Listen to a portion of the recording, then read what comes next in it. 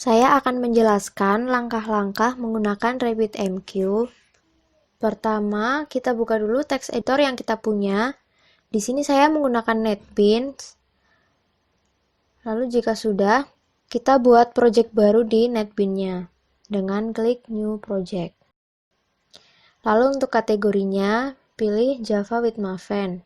Lalu pilih Next, beri nama project, klik Finish. Setelah itu, kita cek pada project yang sudah kita buat, pilih di bagian project file, lalu buka file pom.xml. Lalu di sini kita kopikan codingan untuk dependencies. Tujuannya adalah untuk menambahkan dependencies yang mendukung penggunaan RabbitMQ. Kalau sudah di save, setelah itu pada folder dependencies akan bertambah 2 file jar. Setelah itu kita bisa membuat kelas baru di dalam source package yang kita punya dengan klik new Java class.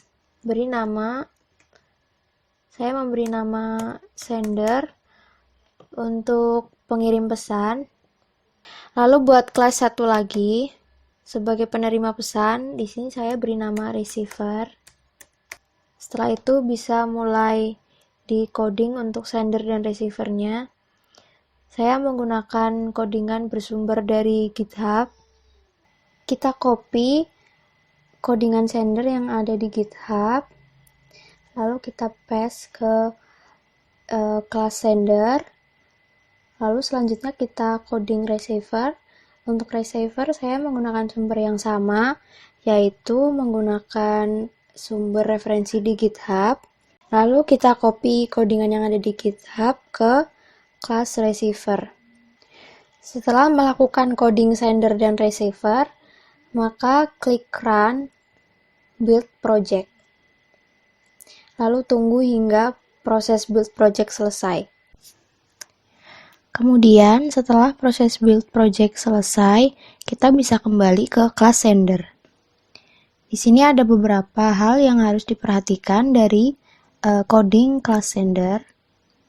Yang pertama yaitu queuename. Queuename itu menampung nama queue yang akan digunakan untuk berkirim pesan. Di sini saya menggunakan queuename yaitu hello. Selanjutnya untuk set host itu untuk men-set server yang digunakan. Di sini saya menggunakan server localhost. Kemudian string message diisi pesan apa yang akan ditampilkan.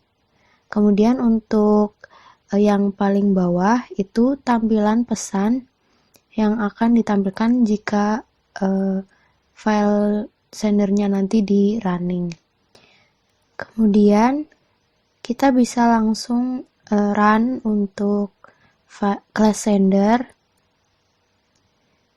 lalu akan menampilkan output send hello world, dimana yang berarti pesan sudah terkirim.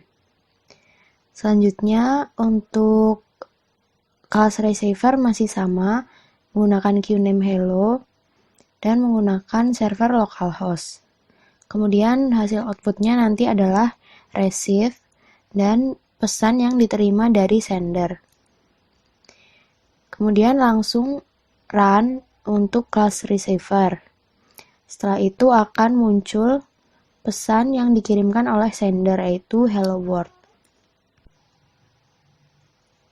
Kita bisa coba ganti untuk pesan yang dikirim. Kita akan mengganti pesannya menjadi percobaan kedua.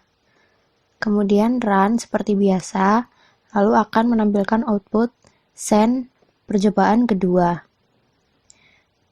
Kemudian otomatis di hasil run receiver sudah muncul pesan receive percobaan kedua. Kemudian jika kita lihat di server localhost, maka kita bisa lihat di bagian queues. Di bagian queues akan menampilkan queue yang sudah kita gunakan tadi, yaitu hello.